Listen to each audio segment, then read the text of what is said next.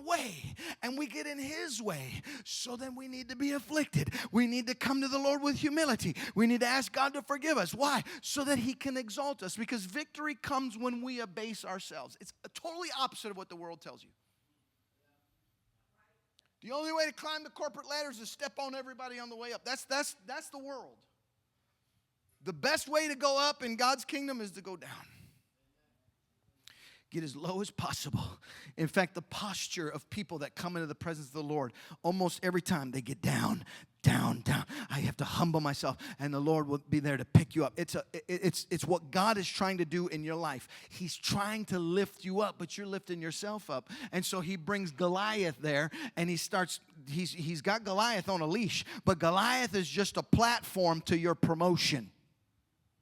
He's not an enemy of ministry. He's a platform. He's a boost into God's glory. He's not something to fear and hide from. It's the enemy with a loud mouth is just a chore boy to accomplish this humbling process in us that God just wants to bring the victory through the loud. Let me put it in modern terms. I know the world's gone crazy. I'm a little surprised at how ridiculous some things that are on the news and social media and all this, like all the stuff that's being pushed at us and to us, politics, music world, athletes are taking knees, and it's popular to say trash about leaders and and all the stuff that's going on. Do you know what the target is for all that? Young people. There is the highest suicide rate in the history of the world amongst teenagers and young adults right now. There's all kinds of anxiety and mental disorders that are just going all over our country and probably all over the world right now, because people are under attack. And what it really is the spirit of this world is saying it's hopeless out there. And look how hopeless it is. All these murders and all these cases and all this stuff. It's all hopeless. And so if the world is hopeless, well then what this little situation I got in my life is hopeless. And the spirit of hopelessness comes upon, and the young people don't know enough about life to know we're going to get through this. It's going to be, so they're just afflicted. They're just under attack. And so what I want to tell you, that all of that, if we can wake up to what God is doing, none of this is supposed to destroy us. It's a setup. It's a setup. The biggest revival is going to come out of the darkest days. Listen, when you've got a light that's really bright, nobody can see it outside. But when the night falls, when it's dark outside, when you're in the pitch of blackness, that light will shine brighter than it ever shone before in the history of the world. We are being set up for the greatest victory that this country and this hour has ever known in man's history. Of all history of revivals, the greatest revival is on its way.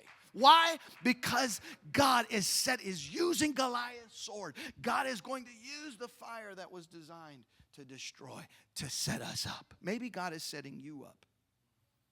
Maybe God is just expecting you to be humble.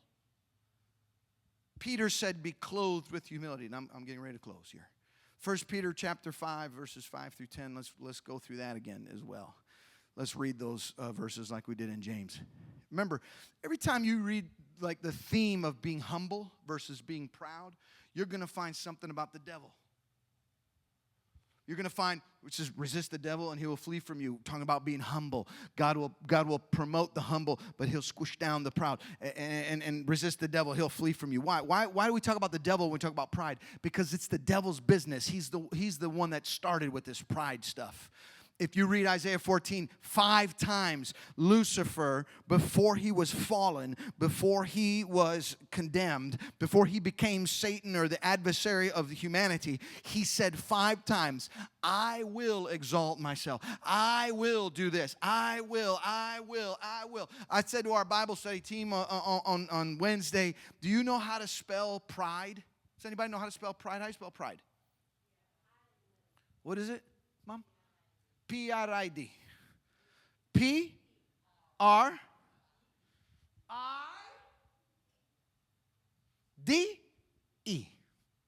How do you spell sin? S-I-N.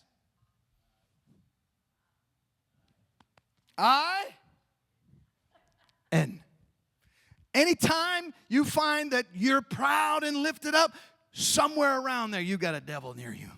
You got some kind of attractive spirit of this world coming, the pride of life, the things that are in the world, the lust of the eyes, the lust of the flesh, the pride of life. All of that is something that Satan is trying to put into this world. Pride, pride, pride, pride. God said, if you want me to fight your battles, then you need to get off the pedestal and let me put you there on my own terms, on my own will. And I'm going to use the thing that's coming against you to bring you victory. That's the word that is for you today. It's for you today. Get off the high horse. Get on your knees and begin to pray and watch what God will do in your situation. Somebody clap your hands to the Lord right there.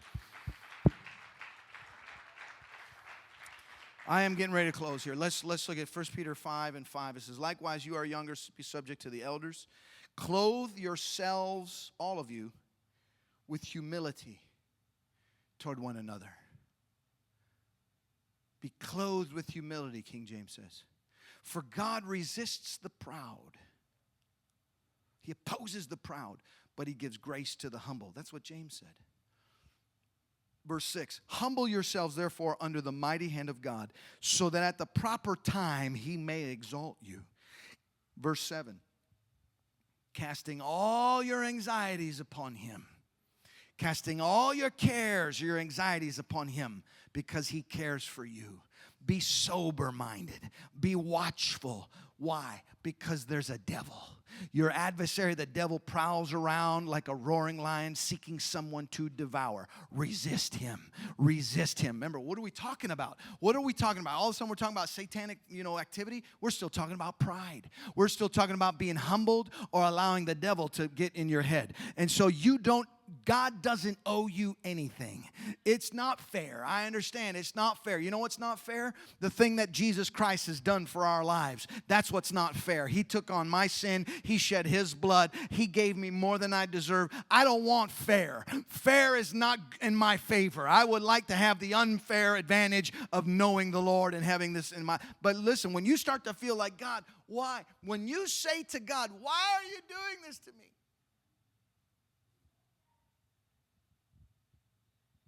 You're not going to get deliverance out of that.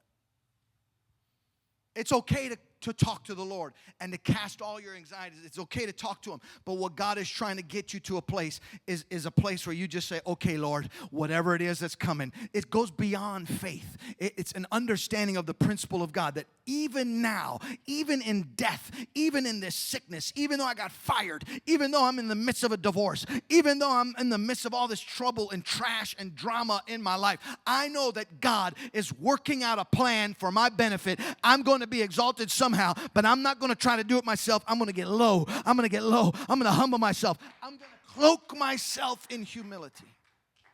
All you have to do is disguise yourself as a human being and present yourself to the Lord as a human being, not a deity, not somebody that's equal with God. You just come to the Lord and you say, God, I've got anxieties, I've got fears, I've got a need. Be sober-minded. Your adversary, the devil's roaring around. How do you do it? Resist him, being firm in your faith, knowing that the same kind of sufferings being experienced by your brotherhood all over the world. And after you've suffered a while, verse 10, after you've suffered a while, the God of all grace, who has called you to his eternal glory in Christ, will himself restore. He's going to confirm. He's going to strengthen. He's going to establish you. God will bring the victory in your life when you learn to be humble in the situation you are in. When you learn to be submitted. Maybe it is your pride that needs to be broken. Maybe we just need to pray for humility. Brokenness brings his mercy. It's a setup. It's a setup. Job was being set up.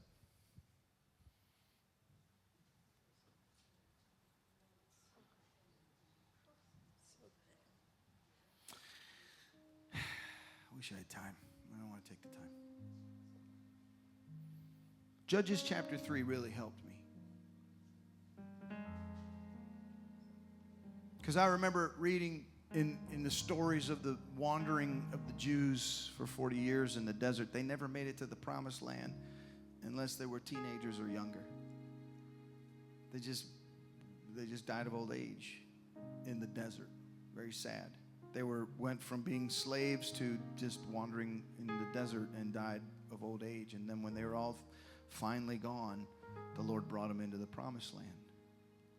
But all those years, in Deuteronomy 8:1, it says, the commandments which I command thee this day you observe to do, that you may live, multiply, go in and possess the land which the Lord swore unto your fathers. And you shall remember all the way which the Lord thy God led thee these 40 years in the wilderness to humble thee and to prove thee, to know what was in your heart, whether you would keep his commandments or no. So sometimes God puts us in a test to see what we got on the inside, to humble us. He'll use a fire. He'll use a sword. He'll use a loudmouth giant. He'll do anything that is necessary for us to become humbled and know it is the Lord that will bring the victory. It is the Lord that will bring the victory. Judges chapter 3 changed my life, and I pray that it would do the same for you. I realized that God has a way about him, and he allows things in our lives for a purpose. Judges chapter 3 verses 1 through whatever, I think 4 or something. Now these are the nations which the Lord left to prove Israel by them, even as many as Israel had not known all the wars of Canaan. That sentence alone, it's not even a complete thought yet. That alone ought to shake you up. It ought to help you understand what God is doing. Let me help you. Let me break it down for you. There are nations, there are people that God did not tell the Israelites to remove from the property, from the land. There were some nations that God left alive. He left the enemy alive because there were certain kids that grew up and they never knew the wars that they fought in Canaan. You with me? So they didn't conquer the whole world. They just took a little bit. And he said there's some people on the outskirts here that he left alive because there's some people that need to learn how to fight. Verse 2, only the generations of the children of Israel might know, to teach them war, at the least such as before knew nothing thereof. These guys didn't know how. Let me put it in modern terms. It helps us understand what really is going on here. Sometimes God puts you in situations that'll make you just pray and be desperate and reach out to him because you don't know how to pray and be desperate and reach out to him without it.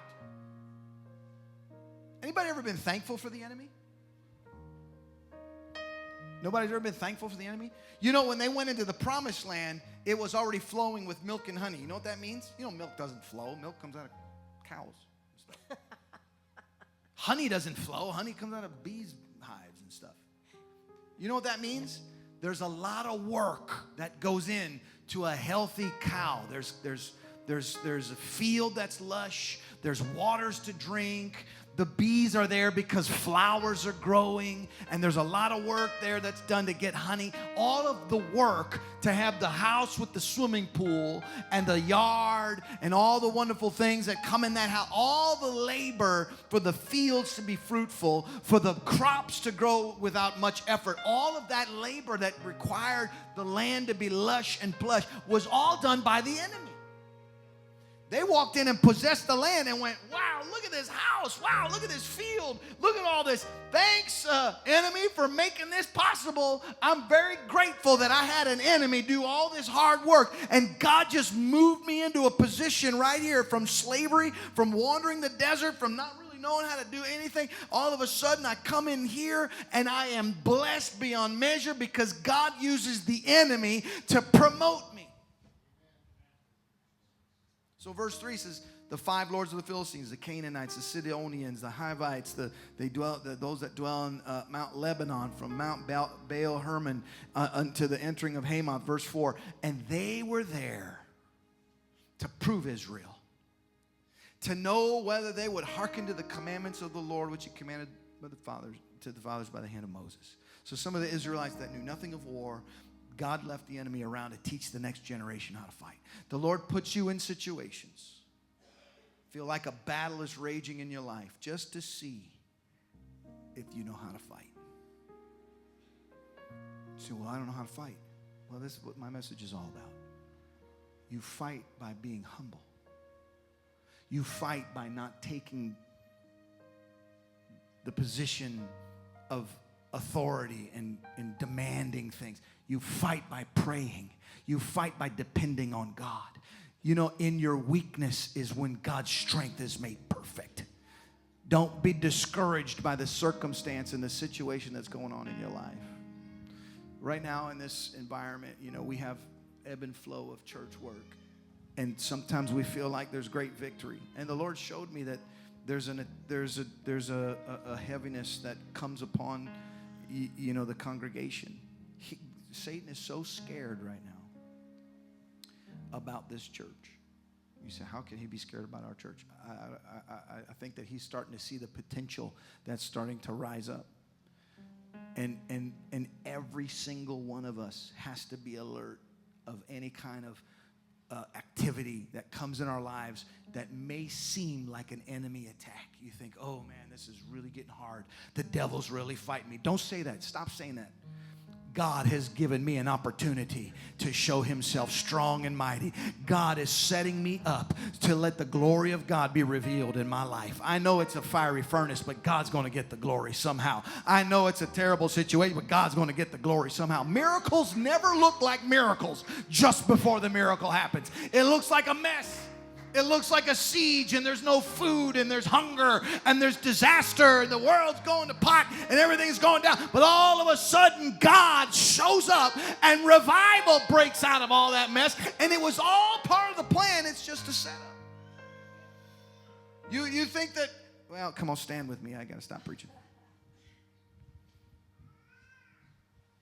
There is no devil in hell that can fight a humble, grateful heart. Not one. Not all of them.